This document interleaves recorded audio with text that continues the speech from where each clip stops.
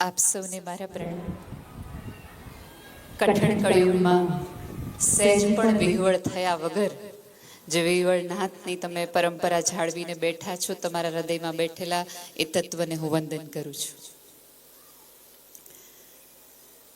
પૂજ્ય નિર્મળાબાની હાજરી હોવી, ભાઈએ કીધું એમ કે બહુ ઓછા લોકો એવા હોય છે કે જે પોતાના નામને ચરિતાર્થ કરી શકતા હોય છે. અમુકના નામ હસમુખ હોય પણ જીવનમાં કોઈ દી હસ્યા ન હોય. અમુકના નામ મનસુખ હોય તો આપણે એમ થાય કે પોતાને સુખ નથી આપ્યું તો ગામને હું સુખી કરતા હશે, હોય તો મનમાં ઓઢી ન લેતા. એટલે અમુકના નામ જોઈને આપણે એમ થાય કે આના ફઈએ હું સમજીને આનું નામ પાડ્યું હશે. અમુક સંતોને અમુક પરંપરામાં લોકોમાં આપણે નામ જોઈએ તો આપણને એવું થાય કે સતત ખીજાયા કરે છે, ડારા દીધા કરે છે, ચપ્પલના ઘા કરે છે, થાય આપણને વિચાર આવે. પણ કદાચ પૂજ્યબાનું નામ ન ખબર હોય અને આવીને એમની આંખો જોવો તો તમારી અંદરથી એવું નીકળી જાય કેવી નિર્મળ આંખો છે. પછી કોઈક આજુબાજુમાંથી કે એમનું તો નામે એ છે. સુંદર ભાવ સાથે આપણી સાથે વાત કરે. મારી તો અધ્યાત્મની સાદી અને ટૂંકી વ્યાખ્યા એ છે. મને કોઈ પૂછે તો જેની આંખમાંથી એકાદ આંસુ આપણી પીડા જોઈને ઓળખાણ વગરે સરી પડે ને એ જ સાચો સંત. અધ્યાત્મની ટૂંકીમાં ટૂંકી વ્યાખ્યા એ કે જેના અવાજમાં એવો આવકારો ને મીઠારો ને પોતાના પણ હોય. હમણાં જ એક બેન સાથે હું વાત કરી હતી ત્યારે બેન મને કહેતા હતા કે પિયર આવ્યા હોય ને એવું લાગે. રાત્રે 1 વાગે પણ બાને પૂછીએ કે કોઈ સમસ્યા લઈને જાય તો એવું ન કે ઘડિયાળ જોઈશ કે નહીં. 24 કલાકનો જે હોંકારો બની શકે એવી જગ્યાએ એ જવાબદારી સાથે બેઠા છે. એટલે એમણે જે સ્વીકારેલી પરંપરાને હું વંદન કરું છું. સંચાલક ભાઈ એટલું બધું બોલી રહ્યા હતા, એટલું બધું મારા વિશે બોલી રહ્યા હતા અને બધા વિશે બોલી રહ્યા હતા કે આજે કદાચ જમણવારમાં એક પણ પ્રકારની શુગર ન હોય ને સ્વીટ ન હોય તો કોઈ એવું ન કે જમણવારમાં મીઠાશ નહોતી. એટલું મીઠું બોલે છે. મારા માટે એવું કહેવાય છે કે હું બહુ માધુર્યપૂર્ણ બોલું છું, પણ હું હંમેશા શુગર કોટેડ બોલું છું. થોડી કડવાશ જાળવીને બોલું છું, થોડી તીક્ષ્ણતાથી પણ બોલું છું. કારણ કે બધા જ જો મીઠાશની ગોળું પાયા જ રાખશે તો ડાયાબિટીસના રોગથી મરી જાઉં. કોક તો આવીને કે આ ખોટું થઈ રહ્યું છે, અહીંયા બરાબર નથી થઈ રહ્યું, આ વાત નથી કરી રહ્યા. એટલે અમારા પૂજ્ય મોરારી બાપુ એક વાત બહુ જ સરસ કરે કે જે આદરણીય હોય ને અનુકરણીય હોય એવું જરૂરી નથી. આ પરંપરા એવી છે કે આદરણીય છે અને અનુકરણીય છે. ભાગ્યે એ વિચારધારા જોવા મળે. આપણા દાદા હોય એ આપણને આદરણીય જ હોય, પણ એ શિવાજીની બીડીઓ પીતા હોય એટલે આપણે પીવા ન બનાવીએ, અનુકરણીય નથી. એ કરતા હોય એમ કરાય નહીં, આદર અપાય, દાદા અપાય, પણ એ કરતા હોય એમ ન કરાય. મને સૌથી વધુ આનંદ અત્યારે 21મી સદીમાં તે આપણે દીકરીઓને ભણાવવી જોઈએ, દીકરીઓએ આ કરવું જોઈએ, આપણે દીકરીઓને સ્વિમિંગ શીખવવું જોઈએ, કરાટે શીખવવું જોઈએ, હોર્સ રાઇડિંગ શીખવવું જોઈએ, ઇંગ્લિશ મીડિયમમાં બેસાડવી જોઈએ.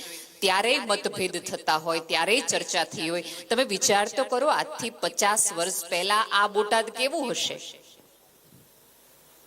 એ જગ્યામાંથી એક સાધુ પુરુષની પરંપરામાંથી એક વ્યક્તિ એમ કીધું કે ના, મારી દીકરીને મારે ઇંગ્લિશ મીડિયમમાં ભણાવે છે, મારી દીકરીને મારે હોર્સ રાઇડિંગ શીખવાડવું છે, મારી દીકરીને રાઇફલ શીખવાડીશ, મારી દીકરીને સ્વિમિંગ શીખવાડવું છે. અને અત્યારે અમારા યુગની જે દીકરીઓ છે એ થોડું ઇંગ્લિશ બોલતી થઈ જાય, થોડીક એબીસીડી જુદી ભાષામાં બોલતી થઈ જાય, અથવા તો સ્વિમિંગ શીખતી થઈ જાય તો એમ કે રસોઈ ન થાવડતી, અમને ભરતકામ ન થાવડતું, એ તો બધું જૂનવાણી લોકો કરે, એને ટ્રેડિશનલમાં ન કહે, એમ કે જે એ અભણ લોકો કરે, આમ કરે તેમ કરે. તો એવી દરેક દીકરીઓને અહીંયા બેઠેલી દરેક સ્ત્રીઓને કેવું છે કે આ બધું જ જાળવીને બેઠા છે. એમને ભરતે આવડે જ, ગૂંથણે આવડે જ, સ્વિમિંગે આવડે જ, ઇંગ્લિશે આવડે જ, ગુજરાતી આવે જ, સાવ તળપદી ભાષામાં એક પણ ભાષા ન બોલી શકતા હોય એમની પણ ભાષા બોલી શકે છે. અને ઓક્સફર્ડમાંથી ભણાવીને આવેલી વ્યક્તિને જો ચર્ચા કરવી હોય કે યુક્રેન ને ઇઝરાયલના યુદ્ધમાં કોનું છે તો ઇતિહાસ પણ આ બોલી શકે છે.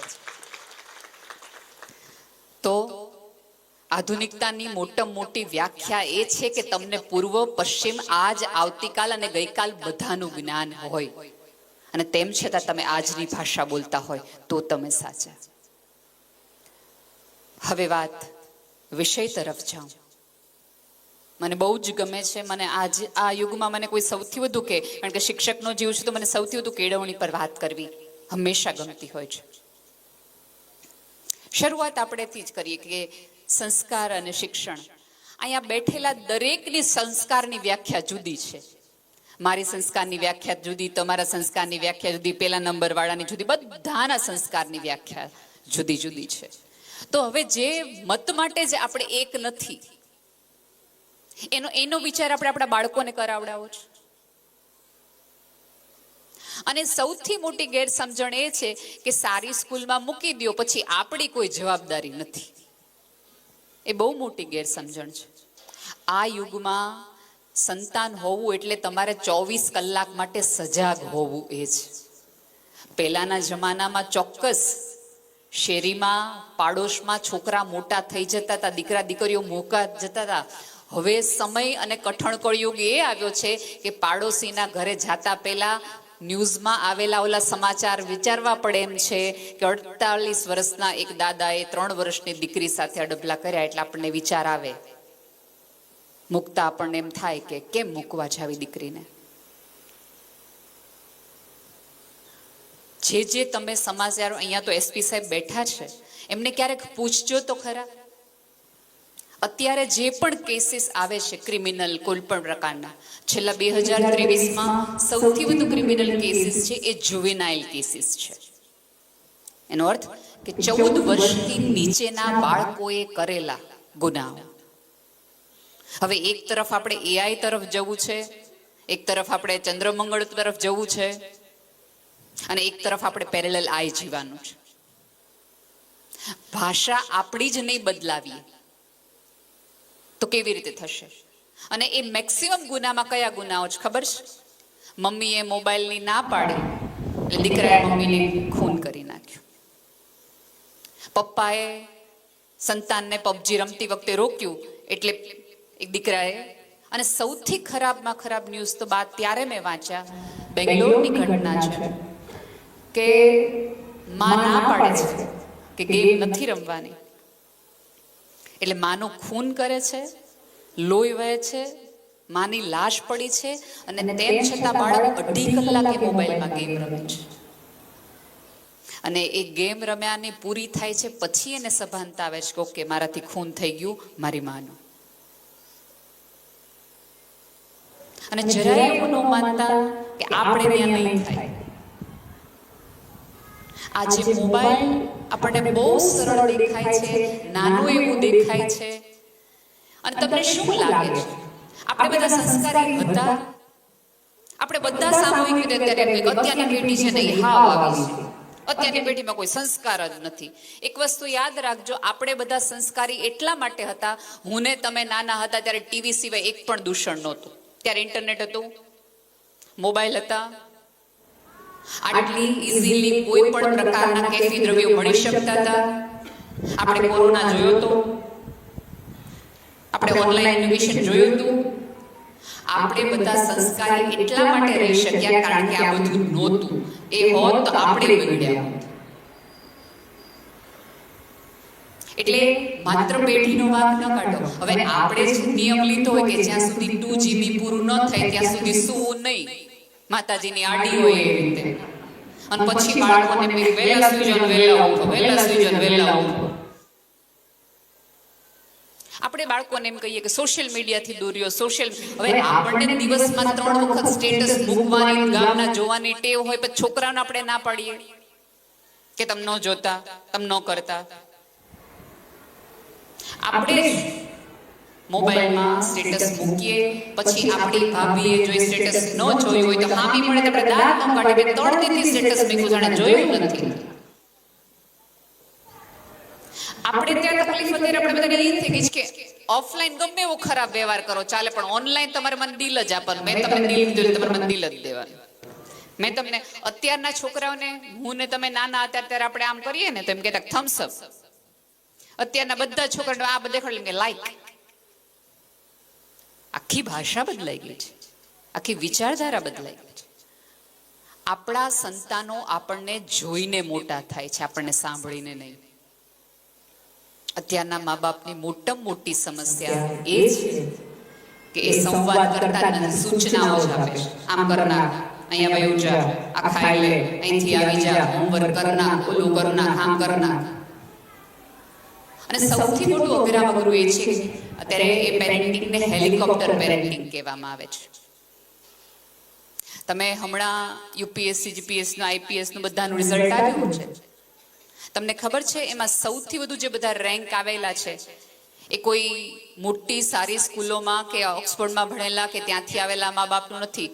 કોકનો સંતાન રમકડાવાળાની મેમ દીકરો ભણ્યો છે, એક ઘેટાવાળો છે જે વણજારાની જિંદગી જીવે છે એનો દીકરો બન્યો છે. અને સૌથી વધુ મને ગમતી તો એક વાત એ છે કે હિમાચલ કે રાજસ્થાનનો એક દીકરો છે કે જેની માં છે એ રોડ ઉપર ઓલા ખાડા ખોદે, કે જેની રોજની 200 રૂપિયાની હોય, પણ ઓલો બેલદાર એને રોજના 80 રૂપિયા આપતો હતો. એટલે એક વખત એને ઓલા બેલદારને જઈને કીધું કે મારા મમ્મીની તો 200 રૂપિયા થાય, તમે મને કેમ 80 રૂપિયા આપો છો? ત્યારે ઓલા ભાઈ એમ કે તું કઈ કલેક્ટર છો? પહેલી વખત એ છોકરાના કાનમાં એક એવો શબ્દ પડે છે, કલેક્ટર છો. તો એને એમ થાય કે ઓકે, કલેક્ટર કંઈક એવો હોદ્દો છે કે જે બનીએ તો આપણે કોઈ પણને પ્રશ્ન પૂછી શકીએ કે આ શું ખોટું થાય છે. સાહેબ, એ છોકરાને એવો મગજમાં ઘૂસી ગયો પ્રશ્ન, એટલો ભણ્યો, એટલો આગળ વધ્યો, એક પણ પ્રકારના ટ્યુશન વગર એક કલેક્ટર થયો. અને એની માને માત્ર પ્રશ્ન પૂછી શકે એ માટે કલેક્ટર થયો. એની મમ્મીને તો ખબર નહોતી પડતી કલેક્ટર શું કહેવાય. હવે આપણે બધા તો કઈ જિંદગી જીવીએ છીએ. એક સૌથી અત્યારના પેરેન્ટ્સમાં મને ન ગમતી વાત એ હોય છે, અમને નથી મળ્યું ને એ અમારા સંતાનને આપવું છે. સારી વાત છે, તમને ન મળ્યું હોય એ તમારે આપવું હોય તો તમે શિક્ષણ આપો. માત્ર સુવિધાને સગવડ આપી દેવાથી તમે કોઈ પ્રેમાળ પેરેન્ટ્સ છો એવું માની જતા હોય તો ભૂલમાં છે, બહુ જ મોટી ભૂલ કરી રહ્યા છે. કાંઈ જ બાળકને કરવા જ નહીં દેવાનું. અહીંથી સ્કૂલમાંથી પ્રોજેક્ટ આવે તો પ્રોજેક્ટ સૌથી વધુ મમ્મીઓ બનાવે છે, કોઈના બાળકો બનાવતા. અહીં જો શિક્ષકો હાજર હોય તો એને નમ્ર વિનંતી છે કે જે બાળકનો સૌથી સારો પ્રોજેક્ટ હોય એને 0 માર્ક આપજો, કારણ કે એની મમ્મીએ બનાવ્યો છે. અને બાળકોને તો ખબર ન હોય. હું ઘણી વખત મારા સ્કૂલના ટીચર સાથે બેઠી હોય તો રિસેસ જેવો પડે એટલે એકબીજાની મમ્મીઓને ફોન કરે, આજે શું હોમવર્ક આપ્યું છે, આજે કયો પ્રોજેક્ટ બનાવવાનો આપ્યો છે. એટલે પછી હું ક્યારેક પૂછું કે બાળકને કરવા દો ને, એ તો બાળક હાજર જ હતો ને સ્કૂલમાં, એ કે એ જઈને આપણે સીધું કરાવી ન ખાય ને એટલા માટે. બીજે દિવસે પછી મેમ ખીજાય તો ખીજાવા દો. તમારા બાળકને ખબર પડવી જોઈએ કે 5 કલાક સ્કૂલમાં હાજર રહ્યા હોય, કાન ન ધ્યાન દર્યું હોય તો બીજે દિવસે શિક્ષક ખીજાય અને એને ખીજાવાનું સહન કરવું પડે. થોડાક ટોકવા વાળા રાખો. પૂજ્ય મોરારી બાપુ અમારે બહુ સરસ વાત કરે કે આ યુગમાં તમને રોકવા વાળા બહુ છે, ટોકવા વાળા હવે છે જ નહીં. રાજી થાય ખાડામાં પડે ને તો સારું, ભલે જાતો એ રસ્તે. તમે સફળતા નથી, તમને રોકે બહુ બધા, પણ ટોકે કોઈ નહીં કે આ રસ્તે ન જવાય. મા બાપ તરીકે તમારી ફરજ છે કે તમે થોડા કડવા ઘૂંટડા તમારા સંતાનને પીવા દો, શિક્ષકને ખીજાવા દો. અને જ્યારે શિક્ષક ખીજાણા છે એવી ફરિયાદ લઈને બાળક આવે ત્યારે આપણે પહેલું શું બોલીએ? અરે હમણાં કહી દો તારી બેનને. અહીંયા બેઠેલા તમામ માતા પિતાઓને વિનંતી છે કે જો બાળક તમારા બાળકના શિક્ષકની ગેરહાજરીમાં જો તમે તુકારે વાત કરતા હોય શિક્ષકને, તો ભૂલી જજો કે આવતા દિવસોમાં તમારું બાળક છે તમને એક પણ પ્રકારનું સન્માન આપશે. અહીંયા બની શકે કે શિક્ષકો છે એ તમારી કરતા નાની ઉંમરની, તમારી દીકરીઓની ઉંમરની હોય, એથી તમને તુકારે કહેવાનો અધિકાર નથી મળી જતો. ફી ભરી તારી બેન ના હું પડે, આવા શબ્દો આપણે વાપરીએ બાળકની હાજરીમાં. અને પછી તમે અપેક્ષા એવી રાખો છો કે તમારું બાળક એ શિક્ષકીએ એમ ભણે, એ શિક્ષકીએ એમ કરે. કારણ કે જોયું ઓકે પપ્પાએ કહી દીધું છે. ન કરો આવી. તમને આ બધું બહુ નાનું લાગે છે, પણ આ નાની ભૂલો જ તમારા બાળકને ખોટા અને ગેર રસ્તે લઈ જાય છે. તમારું બાળક શિક્ષકની ફરિયાદ કરે તો પણ બાળકને કહો કે બેટા શિક્ષકોએ તો ભણાવવા માટે તો એને કરવું જ પડે. મને મારા બોસ ખીજાય જ છે. ખીજાવવું એ કોઈ એવો પાપ નથી. થોડાક ખીજાવાનું રાખવા દો. અને મમ્મીઓ સૌથી વધુ, અને ખાસ કરીને 10મા 12મા ધોરણના છોકરાઓ થોડુંક ખીજાણા હશે તો 10મા ધોરણમાં કે 12મા ધોરણમાં થોડાક ઓછા માર્ક આવશે તો એને સહન કરવાની આવડત રહી હશે. હંમેશા પોતાની રીતે આગળ એવી રીતે ન વધી જાઓ. એક વખત એક શિક્ષકે વિદ્યાર્થીઓને એવું કીધું કે હું તમને એક પ્રયોગ કરાવીશ, કોશેટાનો પ્રયોગ. કોશેટા એટલે એક પ્રકારનું જેમાંથી પતંગિયું બનવાનું હોય એવું નાનું એવું લંબગોળ સાઈઝનું એક ઈંડું આવે. 4 કલાક પછી એની રીતે એના પોતાના પ્રયત્નથી એમાંથી પતંગિયું બહાર આવે, એ ઈયળમાંથી પતંગિયું થાય. એટલે શિક્ષક એમ કીધું કે આપણે બધાએ રાહ જોવાની છે. એ ધીમે ધીમે પ્રયાસ કરીને નાની એવી તિરાડ પડે ઈંડાની અંદરથી, એક ચીકણું કહેવાય એવું પ્રવાહી નીકળે. એટલે બધા છોકરાઓ રાજી થાય કે હવે હમણાં પતંગિયોમાંથી નીકળશે, હમણાં પતંગિયો નીકળશે. પ્રયાસ કરતા એ પોતાની રીતે પોતામાં હતી એટલી બધી ક્ષમતાનો ઉપયોગ કરીને પોતે તોડી રહ્યો હતો, દિવાલ તોડી રહ્યો હતો ઈંડાની. થોડુંક બહાર નીકળ્યું, અડધું બહાર નીકળી ગયું અને થોડુંક બાકી હતું.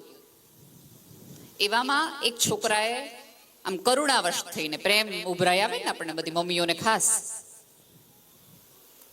પ્રેમમાં આવીને એ છોકરાએ એ ઈંડાની પતરીને પોતાની રીતે સહેજ એવી સાવરણાની સળી લીધી અને ઓલી પતરી બહાર કાઢી નાખી. અને પછી બહાર આવ્યું. ઓલું બહાર તો આવી ગયું, પણ એ ઈયળમાંનું પતંગિયું હતું એ વિકલાંગ પતંગિયું થયું, ક્યારે ઉડી ન શક્યું. એટલે શિક્ષકે બાળકોને પૂછ્યું કોણે આ મદદ કરી? તો છોકરા મેં કરી. ત્યારે ઓલો શિક્ષક કહે છે એના મમ્મી પપ્પાને બોલાવીને કે આ ઈંડામાંથી જો એ પોતાની રીતે, પોતાની ક્ષમતાથી, પોતાની આવડતથી, પોતાની બહાદુરીથી બહાર આવ્યું હોત ને તો એ પોતાની પાંખો ફેલાવી શકત. પણ એને તમે તમારા બાળકને આવી જ રીતે મુશ્કેલીમાં હો, મૂંઝવણમાં હોય તરત બહાર કાઢી લો. પોતાની તમે હેલિકોપ્ટર બજે.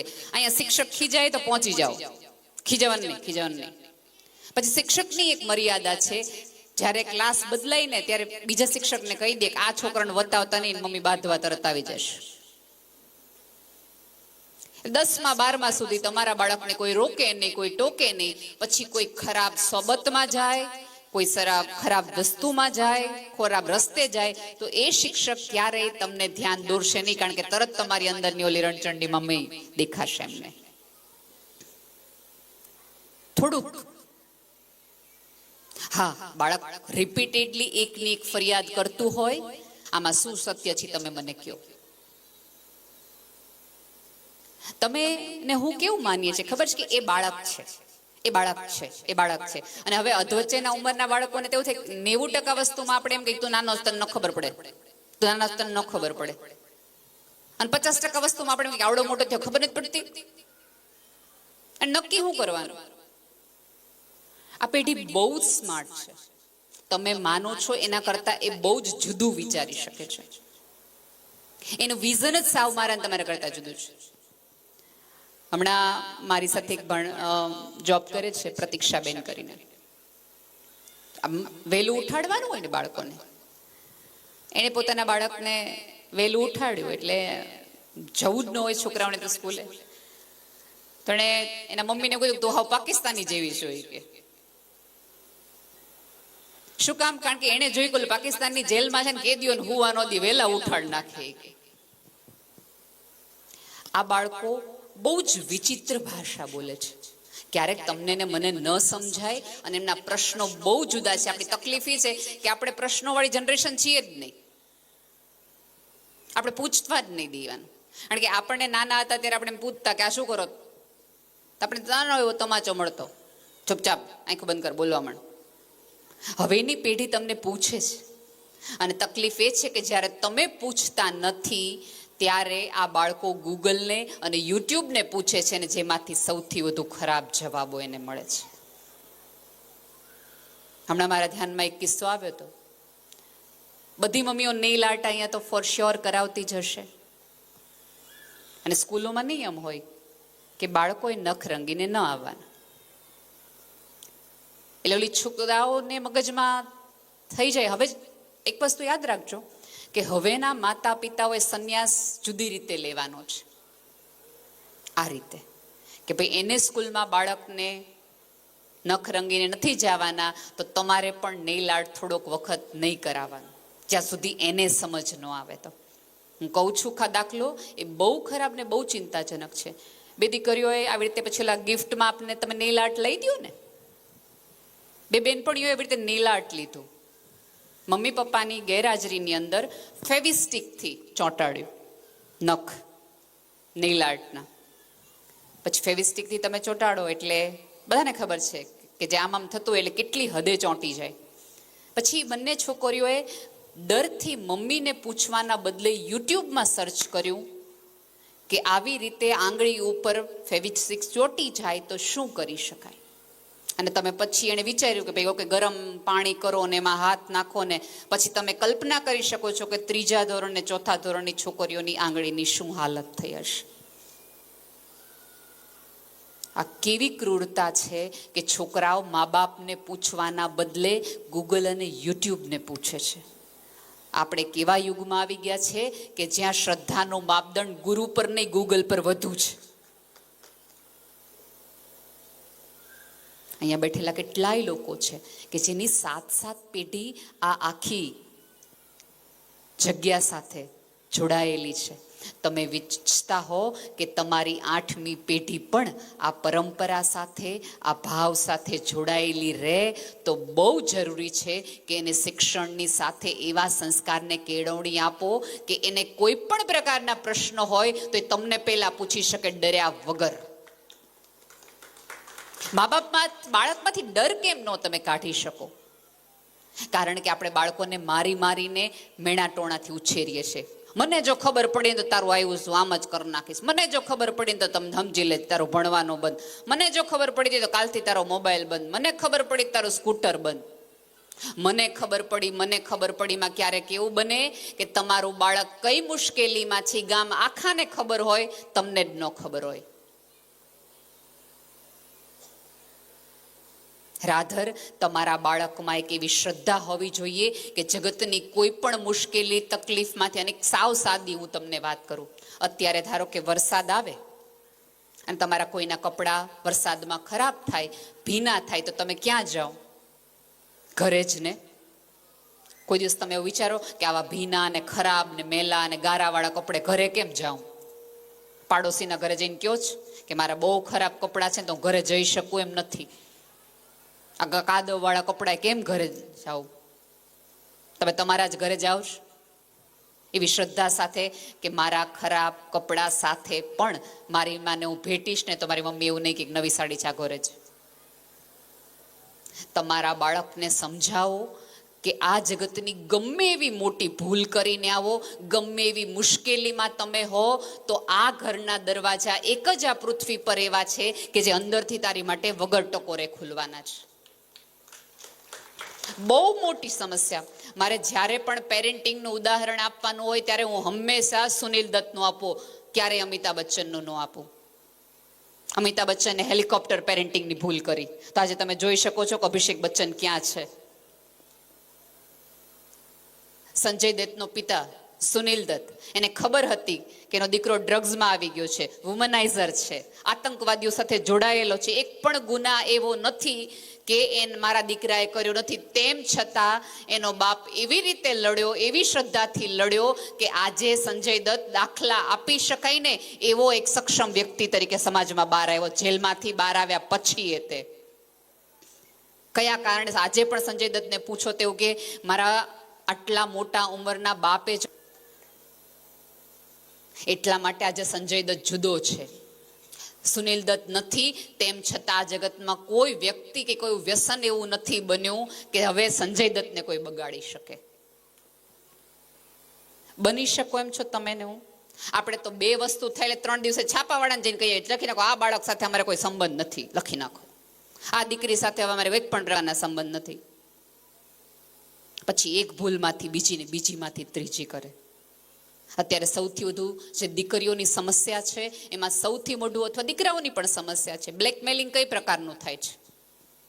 કયું વાક્ય બોલાય છે બ્લેકમેલિંગ વખતે?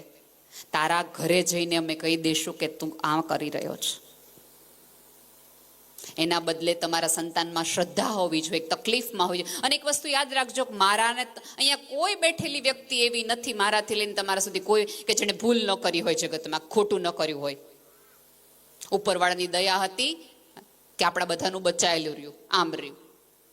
હવેનો યુગ એવો છે કે કશું રહેતું જ નથી, બધું જ સોશિયલ મીડિયામાં આવે છે, દેખાય છે, સંભળાય છે. એટલે એના પડઘા આ પેઢીએ થોડા વધુ ક્રૂરતાથી જીવવાના છે. તમે માનો છો એના કરતાં આ પેઢીની સમસ્યાઓ ઘણી મોટી છે. અને આમાં કેવું છે ખબર છે કે આપણે જ બાળકોને સૌથી વધુ અટેન્શનના ભોગી બનાવીએ. નાનું હોય ત્યારે એ કાંઈ પણ કરે ને, એ ગમે એવું ચિત્ર દોરીને આવે એટલે આપણે બહુ સરસ દોર્યું, વાહ વાહ, વેરી ગુડ બેટા, કેટલું સરસ ચિત્ર દોર્યું છે. પેરેન્ટ્સ તરીકે ત્યારે તમારી ફરજ આવે કે બેટા તે સરસ ગાય દોરી, પણ તને ગાય બતાવું ગાય કેવી જ હોય. એનું ખોટાને સાચું કરવાનો હંમેશા પ્રયાસ ન કરો. નાની એવી બાળક પડી જાય એટલે આપણે કીડી મરી ગઈ, જો આનો વાંક છે ને, આને તને માર્યું ને હદ, એટલે તમે સોફાને મરાવડાવો ને ઓલાને મરાવડાવો. એટલે બાળકને એમ થાય કે ઓકે મારી કોઈ ભૂલ નથી, આ તો સોફાની ભૂલ છે કે મને વચ્ચે આવ્યું. એટલે પછી ધીમે ધીમે બાળક એવું બને કે બાળકને દરેક ભૂલમાં એવું લાગે કે મારો વાંક નથી, ઓલીનો વાંક છે, મારો વાંક નથી, મારા મેમનો વાંક છે, મારો વાંક નથી, મેં તો બહુ જ સરસ મહેનત કરી હતી પણ સાહેબ ચા પીને પેપર જોવાનો બેઠા એટલે એમનો વાંક છે. કેમ? થોડાક બાળકોને અધૂરા રાખો. બધું આપી ન દો. તમે બધું આપી દેશો એટલે વિશ્વના શ્રેષ્ઠ પેરેન્ટ્સ થઈ જશો એવું તમે માનતા હો તો ભૂલમાં છો. થોડાક અભાવમાં રાખો. એને કોઈક વસ્તુની ઈચ્છા હોય તો થોડીક રાહ જોડાવો. આપણે કરતા જ નથી. બાળકે માગ્યું એટલે તરત બીજે દી હાજર. પછી એટલા માટે આજના બાળકોને એક પણ વસ્તુની કદર નથી. તમે હું અહીંયા આપણને કોઈક ફુગો આપતા ને નાના હતા ત્યારે, તો 3 દી સુધી શેરીમાં આપણે આમ ફરતા. અહીંયામાં એવા લોકો હશે કે જેણે 1 રૂપિયાની સાયકલ 1 કલાક ફેરવી હશે.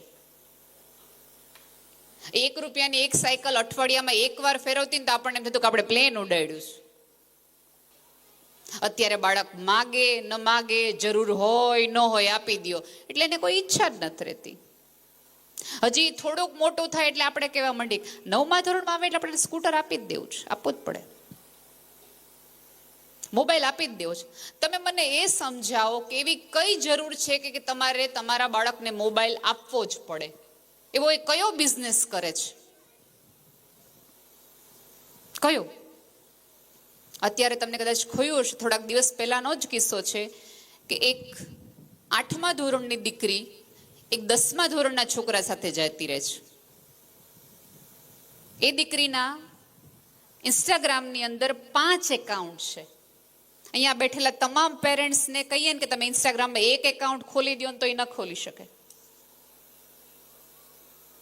8મા ધોરણની દીકરીને 5 એકાઉન્ટ ઇન્સ્ટાગ્રામમાં હોય. કારણ એમણે મમ્મી અને પપ્પા પાસે સાંભળ્યું હોય કે ફોલોઅર્સ આના તો જો કેટલા વધુ છે. એટલે એમ થાય ઓકે આ જગતનું કંઈક એવું છે ને કે જેમાં જોઈએ ને આપણે તો બહુ મજા આવે. અહીંયા કદાચ ડીઓ સાહેબ હતા, જતા રહ્યા મને નથી ખબર. નવસારીના એક કાર્યક્રમની અંદર મને એક ડીઓએ આ વાત કીધી હતી. મને કે નેહલબેન, એક સ્કૂલની અંદર જઈને મેં બાળકોને એવું પૂછ્યું હતું કે તમારે શું બનવું છે? તો શિક્ષક એમને એક સ્વાભાવિક રીતે એવું હતું, કોઈક બાળક એવું કહેશે કે મારે ડૉક્ટર બનવું છે, મારે એન્જિનિયર બનવું છે, મારે સાયન્ટિસ્ટ બનવું છે, મારે આ બનવું છે, આ બનવું છે. બા ચિંતા થાય એવો જવાબ હતો. એ છોકરા એમ કીધું હતું કે મારે ફેમસ બનવું છે. હવે ફેમસ તો દાઉદ ઇબ્રાહિમ છે, રાખી સાવંત છે, તો થવાય? એ થવાય? મારે અને તમારે થોડાક આઈડિયલ એને આપવા પડશે. આમ આપણા બધાની સમાજની સૌથી મોટી તકલીફ એ છે અત્યારે કે છોકરાને સૌથી વધુ અક્ષય કુમાર ગમતો હોય. હવે જે અક્ષય કુમાર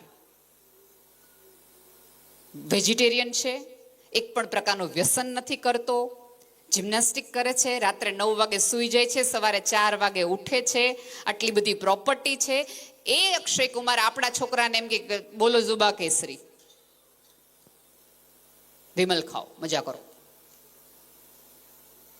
જે ધોની, જે ક્રિકેટરો આજીવન પોતાની કારકિર્દી 40 ડિગ્રી તડકાની અંદર 8-8 કલાક પીચ ઉપર બનાવીને સ્કિન કાળી કરી હોય, એ ધોની આપણા બાળકોને એમ કે સોફા ઉપર બેસીને રમો. રોલ મોડેલ જ નથી. એટલા માટે પહેલાના જમાનામાં આપણને શાસ્ત્રો અધ્યાત્મના નામે કહેવાતા. તમે જો આપણે ત્યાં દરેક ભગવાનના સહસ્ત્ર નામ છે. એ સહસ્ત્ર નામમાંથી એક નામ પ્રમાણે તમારે બાળકનું નામ તમારે પાડવાનું હોય. હવે આપણે નામે કેવા પાડીએ કે એના કોઈ અર્થ જ ન હોય. આવતા દિવસોમાં કદાચ બાળક પૂછશે ને કે મમ્મી મારા નામનો અર્થ શું હોય, તો આપણે ત્યારે બહુ ફેશનમાં હતું, ફેમસ હતું એટલે મેં તારું નામ આ રાખ્યું, સિરિયલમાં આવતું હતું એટલે મેં તારું નામ રાખ્યું. હવે ભગવાનના નામ ઉપરથી તો કે આપણે નામ જ પાડીએ છીએ. કદાચ તમને એવું લાગતું હશે કે નેહલબેન સમજાવવા એવા છે કે ચિંતામાં મૂકવા માટે, તો સોરી, થોડીક ચિંતા કરવી પડે એવા યુગમાં જ આપણે આવી ગયા છે. બાએ કીધું ને કે તમે માનતા હો કે ડ્રગ્સ છે હવે ટીવીની સ્ક્રીનમાં છે, તો ભૂલી જાઓ, ક્યારેક તમે અચાનક ઝડપાઈ જશો, તમારા બાળકના દફતરમાંથી નીકળશે. અને હવે અત્યારની પેઢી થોડી પ્રાઇવસી વાળી છે. એને બિલકુલ નહીં ગમે તમે એનું દફતર ચેક કરતા હશો. તો શરૂઆત ક્યાંથી કરવી? બાળક નાનું હોય, 5મા, 6ઠા, 3જા ધોરણમાં, ત્યારે હંમેશા બાળકને પોતાનું દફતર જાતે પેક કરવાનું કહો અને સાથે બાજુમાં બેસો. ચાલ બેટા, કાલ તારે સેના લેક્ચર છે. હવે આમાં કેવું થાય કે પછી ધારો કે આજ તમે નક્કી કરો કે રોજ આપણે નેહલબેને કીધું છે ને એટલે બાળક દફતર પેક કરાવડાવે, એની પાસે જ કરાવડાવે, આપણે બાજુમાં બેસવાનું. હવે આપણે અનુપમા સ્ક્રીન ઉપર જોતે બાળકને નાખ, બોર્ડ નાખ, બુક નાખ, તેવું ન થાય.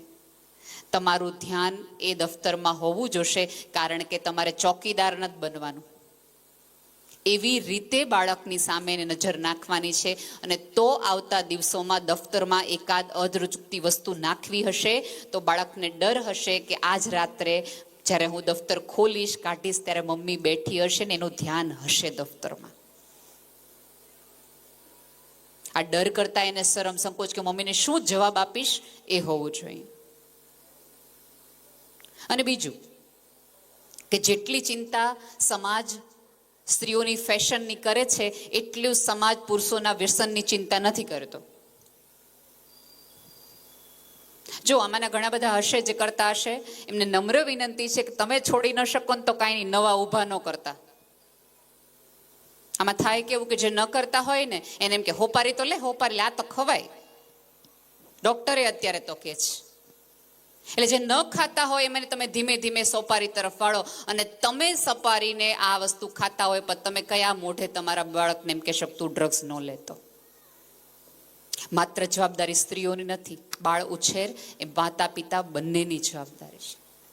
અને બીજી એક જવાબદારી, અહીંયા દાદા દાદી બેઠા હોય અથવા ન બેઠા હોય તો વિનંતી છે કે બાળકોને અત્યારે સૌથી વધુ મમ્મી પપ્પા મોબાઈલ નથી આપતા પણ બા દાદા આપે છે. દરેક બાળકો કેમ એમ કે છે મારા બા પાસે સુવા જાવું છે, બા પાસે સુવા જાવું છે? બા વાલા છે એટલા માટે, બા મોબાઈલ આપે છે એટલા માટે. પછી બા નસકોરા ઢળતા હોય, છોકરો યુટ્યુબમાં મજાથી જોતો હોય.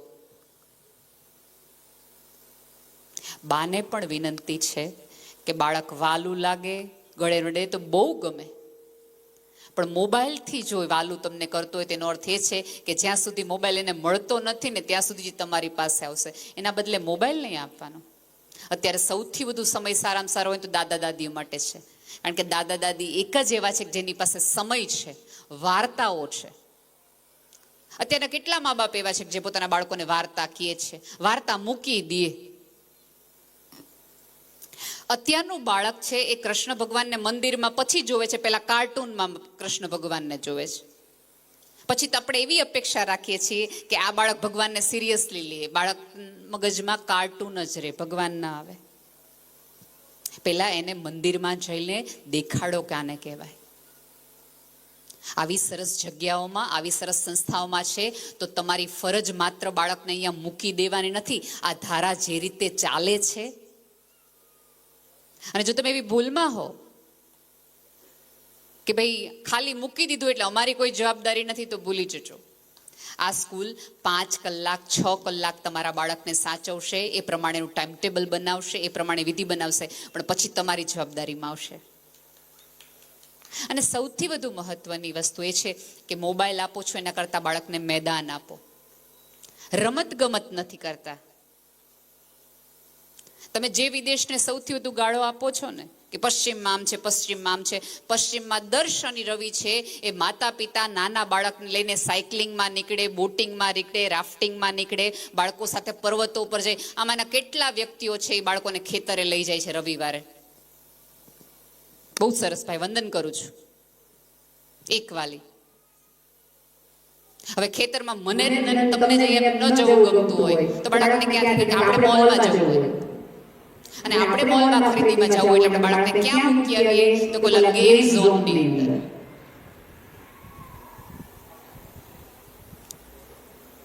બાળક એ તમને ઈચ્છતા હો કે અને બીજું કે અત્યારની પેઢીને તમે સતત એવું કીધા કરશો ને કે તમારે મોટા થઈને અમારું આમ કરવું જોઈએ, તમારે આમ કરવું જોઈએ ને, તો આ પેઢી તો બહુ જ,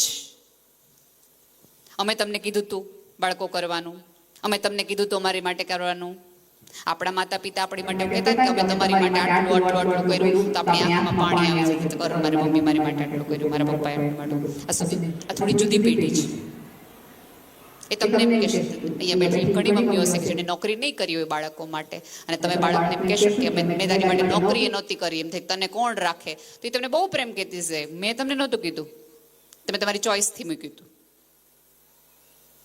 એટલે આ પેઢી ટિકટોક જનરેશન છે, તમારી એક પણ ટક સાંભળશે નહીં, બિલકુલ નહીં સાંભળે. આ પેઢીને પોતાની એક સમસ્યા છે, આખા યુગની એક સમસ્યા છે. તમે એ રીતે એની બાજુમાં અડખે પડખે રહ્યો, જેથી કરીને એવું થાય કે માતા પિતાની હોવું શું ચીજ છે. અને અહીંયા બધા પેરેન્ટ્સ છે એ જ્યારે એક પેરેન્ટ્સને મળે ને ત્યારે પહેલું વહેલું છે, તમારા છોકરાને કેટલા માર્ક આવ્યા, તમારા છોકરાને કેટલા માર્ક આવ્યા. એને પોતાના બાળકને કેટલા વધુ ઓછા માર્ક આવ્યા એમાં રસ જ નથી. ફલાણી બેનપણીના છોકરાને કેમ વધુ આવ્યા ને તારે કેમ ઓછા આવ્યા. તમારું બાળક છે એ તમારા માટે છે, પાડોશી માટે નથી કે એને સારું લગાડવા માટે તમે કરો. તમે બાળકને એટલે તમે કોઈ દિવસ એવી ચિંતા કરી છે? આપણે બધા બાળકોને એમ કહીએ તું આવું થઈ જાન, તું આવું બની જાન, ઓલું કરો, ના કરો, ના કરું. તમારા બાળકે કોઈ દિવસ તમને આવીને એમ કીધું કે તમે ધીરુભાઈ અંબાણી થઈ જાવ, મુકેશભાઈ અંબાણી થઈ જાવ એમ? તમારા બાળકે તમને કોઈ દિવસ એમ મમ્મી દીપિકા જેવી લાગને? એને ક્યારે એવું કીધું? તમારી પાસે ચોઈસ હતી બાળક કરવું કે ન કરવું, કેવું કરવું, આ કરવું. તમારા બાળક પાસે ચોઈસ નહોતી કે એને કેવા મા બાપ જોઈએ. એને તો ઉપરથી ટિકિટ આવીને આવી પડ્યા. અને બીજું, અહીંયા બેઠેલા તમામ મા બાપને મારે કહેવું છે કે આજે પણ ભારતમાં સૌથી વધુ ધીકતો ધંધો હોય અથવા એ સમસ્યા હોય, દર 4થો 5મો હોસ્પિટલ તમને IVF જોવા મળશે. ભારતમાં અબજો કરોડનો બિઝનેસ છે IVF, કે અમારે એક બાળક થાય અને આટલું બધું કરાવ્યા પછી પણ બાળક નથી થતું. તમારે ત્યાં જો ઈશ્વરે આપ્યું હોય તો થોડીક એની કદર કરો અને એની માટે થોડોક સમય ફાળવો. માત્ર સગવડતા આપી દેવાથી, સુવિધાઓ આપી દેવાથી, ફી ભરી દેવાથી બાળક તમને બીજે વખતે મોટું અને સારું થશે એવું નહીં થાય. બાળકને થોડા અધૂરા રાખી અને થોડાક સ્વપ્નાઓ આપો. અત્યારે તમે બાળકોને પૂછશો ને તેને પોતાને કોઈ સ્વપ્ન, કારણ કે આપણે એવા અધૂરા રાખ્યા જ નથી જેના કારણે એને ઈચ્છા થાય કે મારે આ કરવું છે, મારે આ જોઈએ છે, મને આ લેવું છે. રાધર હું તો ત્યાં સુધી કહું છું કે મેદાનોમાં ભાઈએ કીધું કે હું લઈ જાઉં છું, તો તમે તો એવા પ્રકૃતિના ધામમાં રહ્યો છો. દર રવિવારે આપણે ન એક એવો સમય કાઢી શકીએ, પણ મહિનાના 4 રવિમાંથી 1 રવિવાર તેવું કરી શકાય ને. બાળકને આપણે સ્વસ્થતાનું મહત્વ સમજાવો હોય કે શારીરિક, આપણે પાછા ભેગા થઈ ત્યારે વાતો એવું કરીએ. અત્યારના બાળકો હાવ આળસુ છે, હાવ બાળક કાંઈ પોતાનું કરે જ નહીં. આવું બોલતી વખતે આપણે પત્નીને એમ કે પાણી લઈ તો, આપણે બાળકોને એમ કે શારીરિક શ્રમ વધારવો જોઈએ, શારીરિક શ્રમ વધવો જોઈએ, હાલવા જવું જોઈએ. હવે આપણું શરીર જ તે ટ્રેક્ટરના પૈડા જેવું હોય અને પછી બાળકોને આપણે એમ કઈ કસરત કરવી જોઈએ, કસરત કરવી જોઈએ, તો એ ન વિચારે પપ્પા તમે મને કસરતનું કહો, મમ્મી તું મને કહેશ. આ પેઢી બહુ સવાલ પૂછતી પેઢી છે, કારણ કે એને ખબર છે. મારી ભત્રીજીને અમે કોરોના કાળની અંદર અમને એવું થયું કે અમે એને રામાયણ મહાભારત એવું બધું શીખવાડીએ, સમજાવીએ. ત્યારે એની ઉંમર એવી હતી કે મારે એને સમજાવવું પડતું હતું કે આને પતિ કહેવાય, આને પત્ની કહેવાય, આને ભાઈ કહેવાય, આને બેન કહેવાય.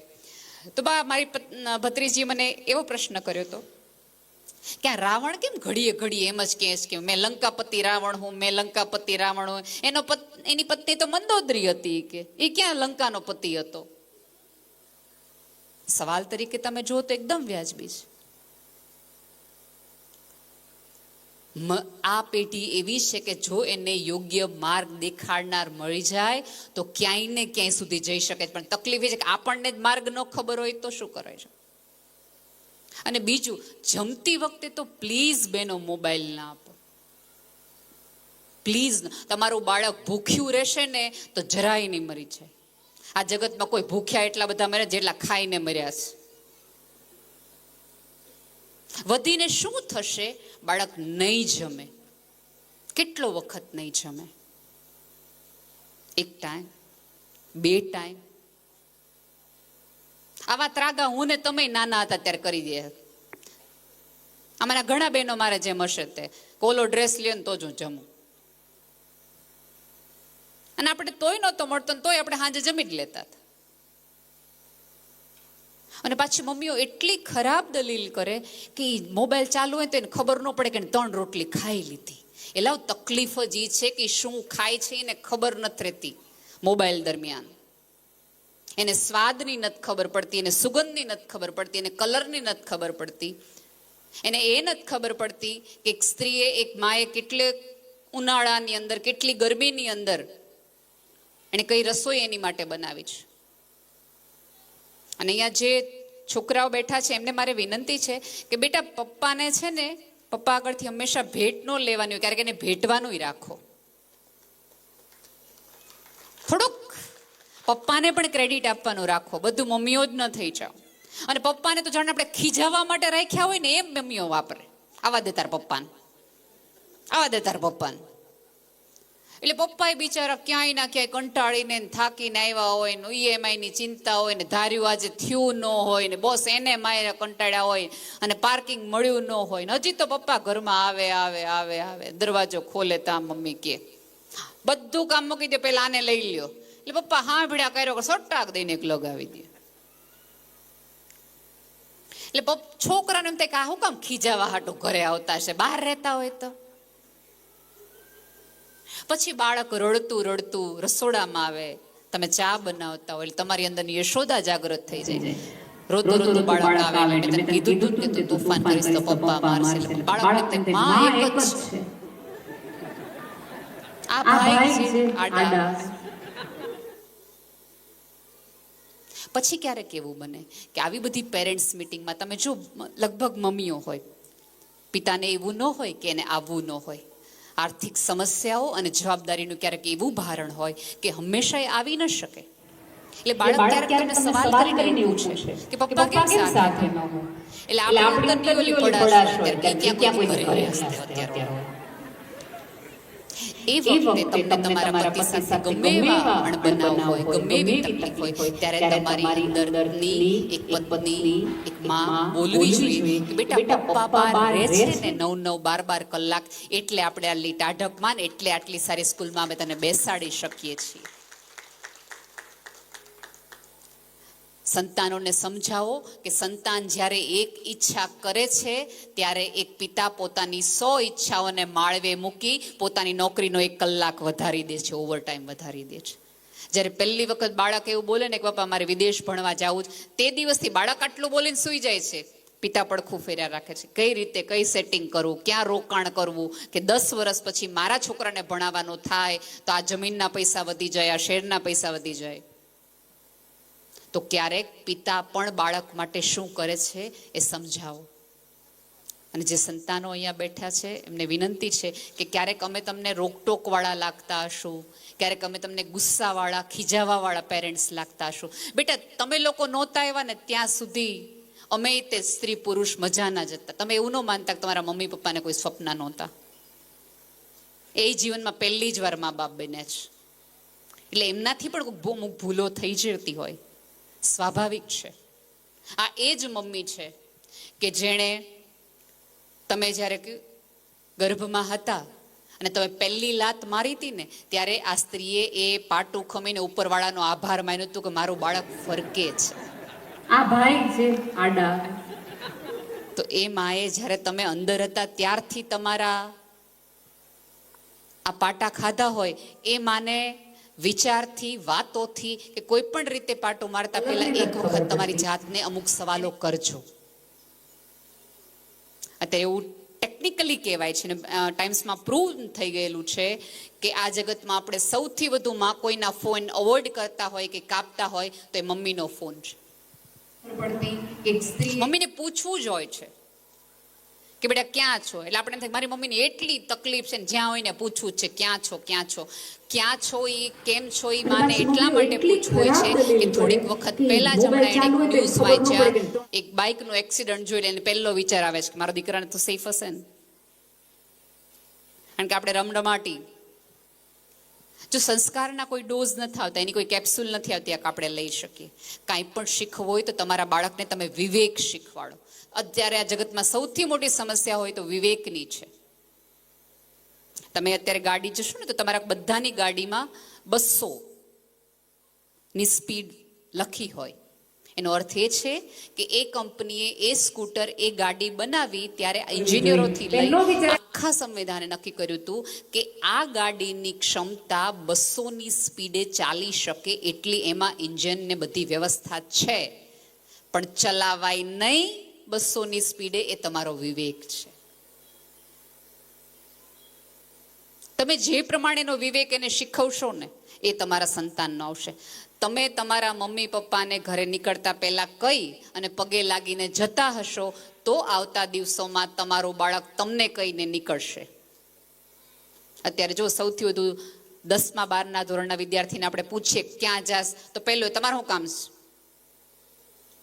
આ શું કામ આવે છે? કારણ કે એણે જોયું તો ઘરની બહાર જતા હોય તો આપણે કોઈને કહીને જવાનું નથી. કારણ કે મમ્મીએ પૂછ્યું ત્યારે પપ્પાએ કીધું તારે શું કામ છે, એટલે બાળકે કીધું કે ઓકે 10 વર્ષ પછી આપણે આ જવાબ આપી શકશું.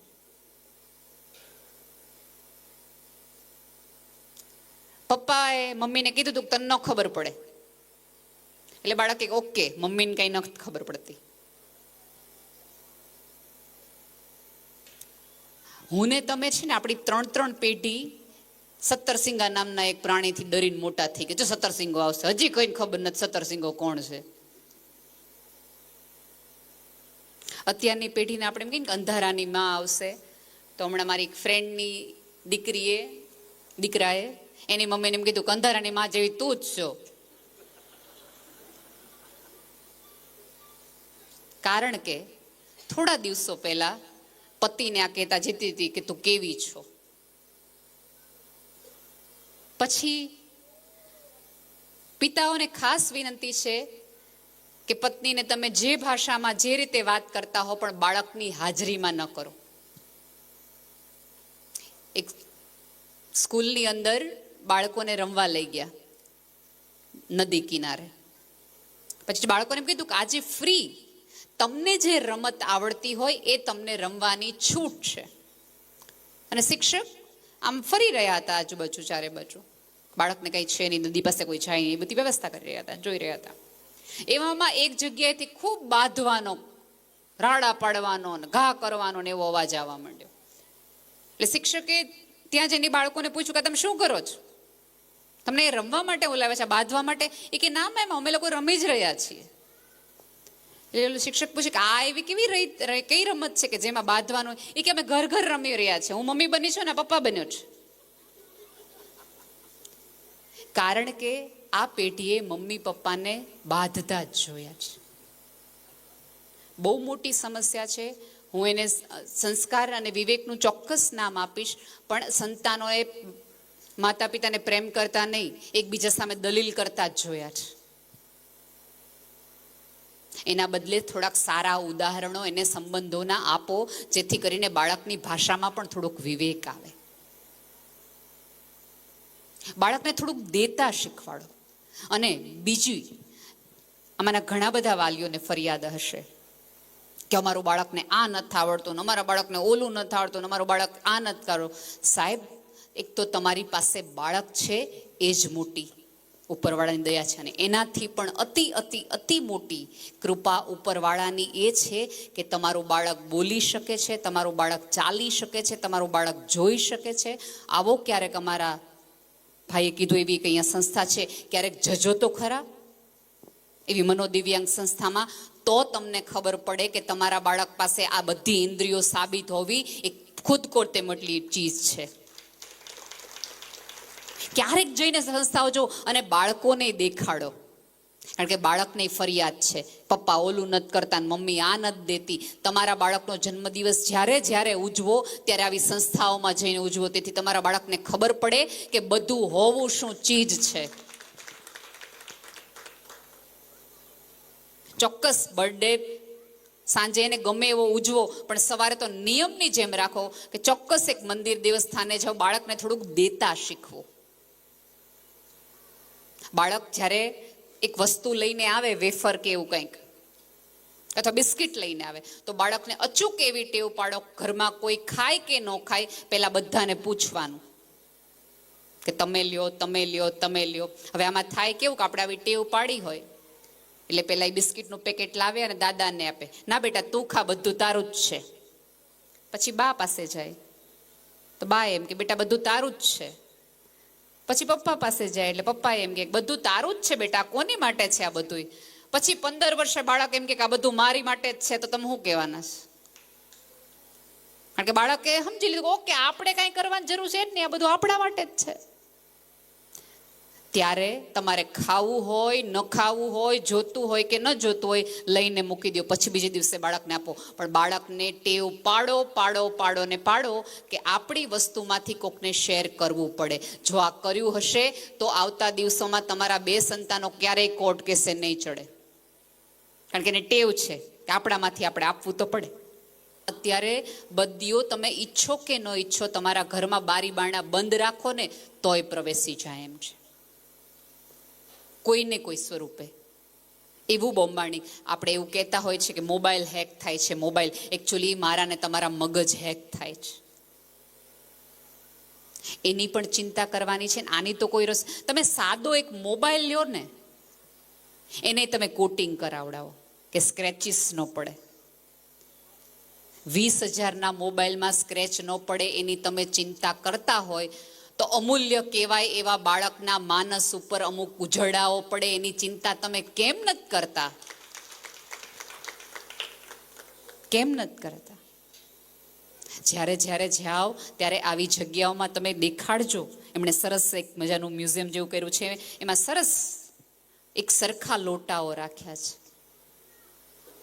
ત્યારે બાળકને સમજાવો કે જેટલા ઉજળા રહેશો ને ત્યાં સુધી ઉપર રહેશો. થોડુંક દેતા બાળકને શીખવાડો.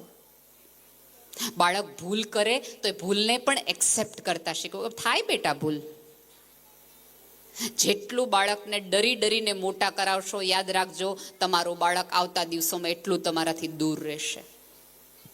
એ રાહ જોશે સમયની કે મારે આ ઘરમાંથી બહાર ક્યારે જવાનું થાય. એ હોસ્ટેલ હોય, ક્યાંક બીજે હોય કે ગમે એમ કરીને હોય. અત્યારે સૌથી વધુ ભૂલો છે એ આ ડરના કારણે થાય છે, આ અણગમાના કારણે થાય છે. જ્યારે આવી સરસ સંસ્થાઓમાં છો ત્યારે એવું કરો, તમને એવું લાગે કે તમને અહીંયા સરસ મજાની એવી જગ્યાઓ રમતોની ને એવી નથી મળતી, તો તમે આ સ્કૂલને વિનંતી કરો કે મહિનાનો 1 રવિવાર રાખો, અમને બાળકોને મેદાનમાં રમવું છે, અમે પેરેન્ટ્સ સાથે આવશું. પણ બાળકોને રમવા મૂકી નહીં જવાનું, તમારે હારે રમવાનું. પછી શિક્ષકોએ વ્યવસ્થા કરવી પડે, રવિવારે એ લોકોને બોલાવે એવું નહીં. ત્યારે તમારી સાથે રમવાનું, તમારી સાથે વોક કરવાનું. ભાઈએ કીધું કે અમે લોકો આવતા દિવસોમાં તૈયારી કરાવવાના છે IPSની UPSCની. તો પછી તમે એવી રાખો બાળકો વાંચે ને તમે વેબ સિરીઝ મોબાઈલમાં જોયા રાખો, ભૂલમાં છો. અને પાછા આપણે પ્રાઉડલી કહીએ એ વાંચે ત્યાં સુધી હું જાગું જ. તો ભૂલમાં છું. જાગું છું એનો અર્થ એ વાંચતા હોય તો તમારે વાંચવાનું.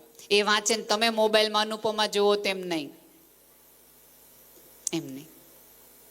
બાળકને મોટાઓનો આદર કરતા શીખવાડો. અને સૌથી મહત્વની વાત છે કે આદર કરતા શીખવાડવાનું હોય. તમે કોઈક વૃદ્ધને આદર આપતા હશો તો એની મેળે તમને આપવા માંડશે. હવે તમે બાને કાંઈ ખબર નથી પડતી એવું દિવસમાં 4 વાર કહેતા હો ને તમે બા થાવ ત્યારે તમને બહુ ખબર પડે એવું માની લે એમ ભૂલી જાઓ. બાળકોએ જોયા હશે કે મારા દાદા દાદીના પગ મારા પપ્પા દાબતા હતા, મારી મમ્મી દાબતી હતી, તો તમારા પગ દુખશે ત્યારે દાબશે. નહીં તો તમારે તમારા વૃદ્ધત્વ આવે ત્યારે એકબીજાને પગ દાબવા, નહીં તો ગળા તમે ત્યાં દાબો જ છો. સાદી વાત છે. સરસ મજાની સંસ્થાઓમાં છો, એવા એક જગ્યાએ છો કે જ્યાં તમારે શેમ રાખો. બાળકને કહો કે તું પાસ થા તો તને આઈસ્ક્રીમ મળે એમ નહીં, તને પિઝા ખાવા લઈ જાય એમ નહીં. તું ના પાસ થા તોય તને પપ્પા પિઝા ખવડાવે, પણ તારા પાસ થવાનો આનંદ બને હોય. તો ક્યારેક કોઈક બાળક નિષ્ફળ જાય તો એને પંખે લટકવાનો વિચાર ન આવે. આ તો આપણે એમ કે જો તને તારને માર્ક ઓછા આવ્યા ને તો તારા પપ્પા તો સમજી જ લેજે, એને કંઈક થયો જ જાય. એટલે છોકરાને એમ થાય પપ્પાને થઈ જાય ને પેલા હું પંખે લટકી જાઉં, હું મળી જાઉં. શરતોને આધારે બાળકને પ્રેમ ન કરો, બિનશરતી પ્રેમ. એને એવું તો લાગવું જોઈએ કે આ પૃથ્વી પર આ 2 જણા છે કે જે મને બિનશરતી પ્રેમ કરે છે, કોઈ શરત વગર. પહેલાના જમાનામાં ગુરુકુળની પરંપરા જ હતી કે એક પરંપરા એવી હોય કે જે શિક્ષણ પણ ચાલતું હોય, પ્રશિક્ષણ પણ ચાલતું